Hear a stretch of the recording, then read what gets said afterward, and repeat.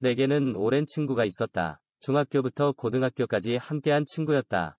우리는 엄청 자주 어울려 다녔다. 서로의 집에도 자주 찾아갔다. 그래서 가족들과도 다 아는 사이였다. 친구네 집에서 자고 오는 일도 많았다. 그리고 친구에게는 누나가 한 명 있었다. 4살 차이가 나는 누나였고 우리가 고등학교 때 대학생인 누나였다. 스타일도 좋고 얼굴도 예쁜 누나였다. 공부도 잘해서 교대를 다니는 누나였다. 하지만 친구는 누나라면 질색을 했다. 친구의 누나는 목소리도 크고 잔소리도 많은 편이었다. 절대로 여성스러운 사람은 아니었다. 내가 있어도 옷도 대충 입었고 머리를 안 감고 있는 날도 많았다. 물론 대부분 쌩얼이었다. 오히려 내가 불편한 날이 많아졌다. 누나의 옷차림이 자꾸만 신경이 쓰인 것이다. 하지만 내색하지는 못했다. 가끔 아주머니가 혼을 내시기는 했다. 동생 친구 있는데 신경 좀 쓰라고 하셨다. 누나는 그런 것은 신경 쓰지 않는 성격이었다. 친구도 진저리를 쳤다. 저런 여자를 누나 데려갈까 불쌍하다고 했다. 전형적인 남매 사이였다. 하지만 누나도 분명 매력 있는 사람이었다. 차려입고 화장도 하면 정말 예뻤다. 성격도 씩씩해서 건강한 느낌이었다. 확실히 또래 친구들과는 다른 성숙함이 있었다.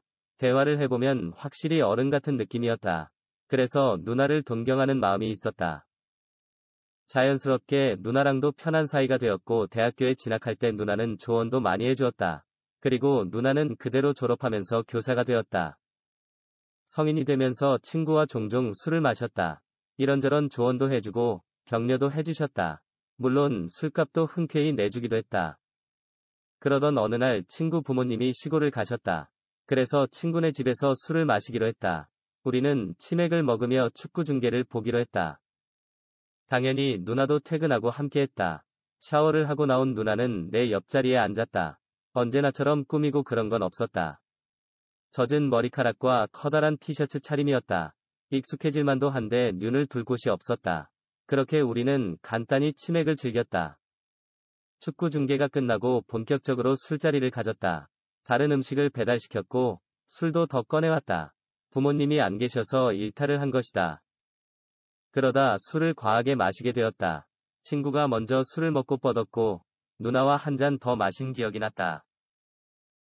하지만 그 뒤로 눈을 떠보니 방안이었다. 그리고 몸으로 뭔가 좋은 감촉이 느껴졌다. 누나가 내 품에 안겨 잠이 들어 있었다. 그제야 어렴풋이 지난밤 기억이 났다.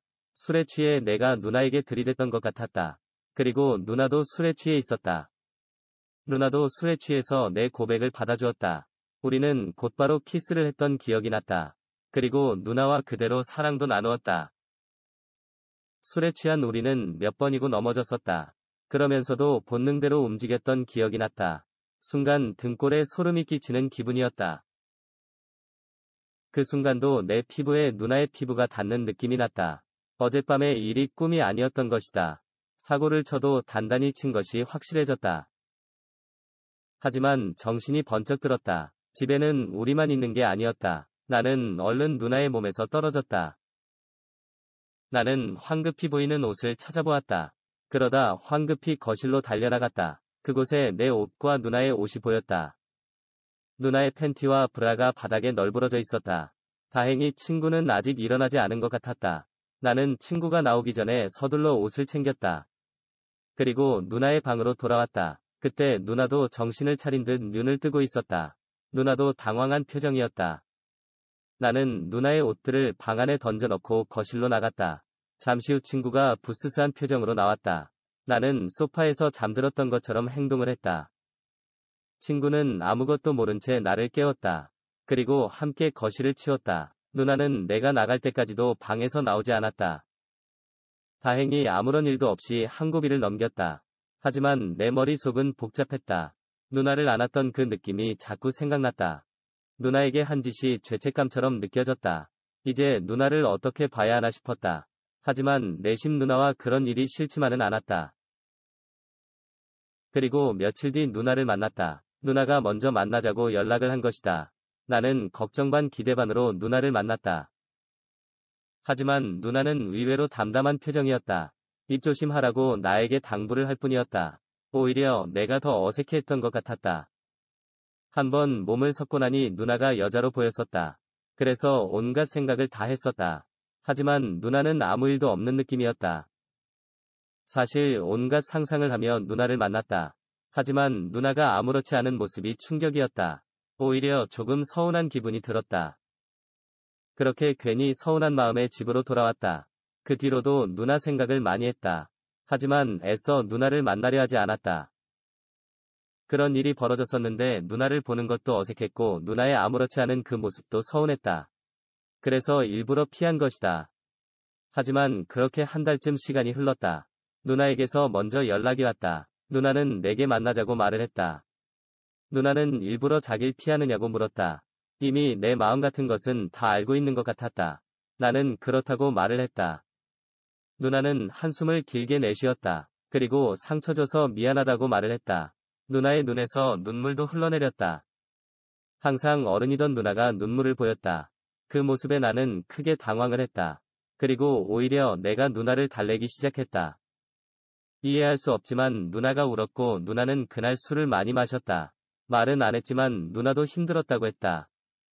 나는 술김에 사귀자고 고백을 하게 되었다. 이러면 안 되는데 누나를 향한 마음이 컸다. 그리고 누나도 술기운에 동의를 했던 일이다. 누나의 승낙을 받자 마음이 급해졌다. 그리고 누나는 내 키스를 받아주었다. 이번에는 나도 정신은 멀쩡했다. 마음이 통한 우리는 그대로 모텔로 향했다. 성급한 줄 알지만 그때는 마음이 급했다. 다시 그때처럼 하고 싶은 마음이었다. 항상 어른스럽던 누나가 부끄러워했다. 나는 정신을 차릴 수 없었다. 이제는 내 여자로 그녀를 품에 안았다. 흥분한 탓인지 미처 피임 같은 건 생각도 하지 못했다. 누나도 피임을 이야기하지 않았다. 오히려 적극적으로 나를 받아주는 것 같았다. 한바탕 엄청난 폭풍이 지나가고 숨을 고르고 있었다. 그때 누나가 먼저 입을 열었다. 이제 우리 어떻게 하느냐고 한숨을 내쉬었다. 나는 용기를 내어 끝까지 책임지겠다고 말을 했다. 그러자 누나는 피식 웃고 말았다. 나는 진심이라고 말을 했다. 나름 진심으로 나의 각오를 말한 것이었다. 그런데 누나가 가볍게 생각하는 것 같았다. 그래서 정말로 나랑 사귀자고 다시 말을 했다. 그러자 누나가 한숨을 쉬며 입을 열었다. 그리고 사실 이번 달에 생리를 안 한다고 했다. 누나의 눈빛이 심각해 보였다. 순간 머릿속이 멍해지는 기분이었다. 분명 끝까지 책임지리라 마음을 먹었는데 그 순간은 아무런 생각도 나지 않았다. 순간 당황한 모습을 그대로 누나에게 보여버렸다. 나의 그런 모습에 누나는 걱정 말라고 했다. 내일 누나 혼자 병원을 갈 예정이라고 했다. 한 번도 생각하지 못했던 전개였다. 나는 머리가 멍해지는 기분이었다. 하지만 나쁜 놈이 되고 싶지는 않았다. 그래서 내가 책임지겠다고 같이 병원에 가자고 했다. 누나는 약간 감동한 표정으로 나를 보았다. 나는 왠지 모를 책임감에 다시 힘이 들어갔다. 잠깐 놀라기는 했지만 진심으로 책임지고 싶다고 했다. 그리고 임신이라면 결혼까지 하자고 말을 했다. 누나는 눈물을 쏟으면서 고개를 끄덕여 주었다. 내가 알던 누나가 정말로 내 여자가 되는 순간이었다. 아침이 되니 허리가 아플 지경이었다. 밤새 몇 번을 했는지 기억도 안 날 지경이었다. 임신이라고 생각했기에 피임은 신경 쓰지 않았다. 누나도 비슷한 생각을 한 것 같았다. 피임도 생략하고 원 없이 사랑을 나누었다. 그리고 우리는 다음날 함께 병원을 갔다. 사실 엄청 긴장이 되었고 후회도 되었다. 하지만 이미 엎질러진 물이었다. 그런데 다행히 임신은 아니라고 했다. 스트레스 때문에 생리불순이 온 것 같다고 했다. 마음속 근심 걱정이 다 녹아내리는 기분이었다. 누나도 안심한 표정으로 내게 안겨왔다. 어른스러웠던 누나도 아직 어린 아가씨일 뿐이었다. 그런데 어젯밤 일이 살짝 걱정이 되기 시작했다. 피임 없이 몇 번이고 누나의 몸에 쏟아부었던 것이다. 어차피 임신이라 생각했기에 마구 뿌려댔었다. 설마 아니겠지 하고 생각했지만 찜찜하기는 했다. 그런데 불길한 예감은 꼭 맞아 떨어졌다. 누나는 한 달 뒤에도 생리를 하지 않았다. 테스트기를 써보니 선명한 두 줄이었다. 이제 누나는 불안한 표정도 아니었다. 당당히 내게 책임을 지라고 말을 했다. 나는 알겠다고 말을 하고 다시 확인을 했다. 병원에서 선명한 초음파 사진을 받아보았다. 뭔가 허탈한 기분이 들기도 했고 누나에게 속은 것 같은 기분이 들기도 했다. 그렇게 누나는 마누라가 되었다. 친구의 말처럼 누나는 무서운 사람이었다. 그때 그 안쓰러운 눈빛을 보지 말았어야 했는데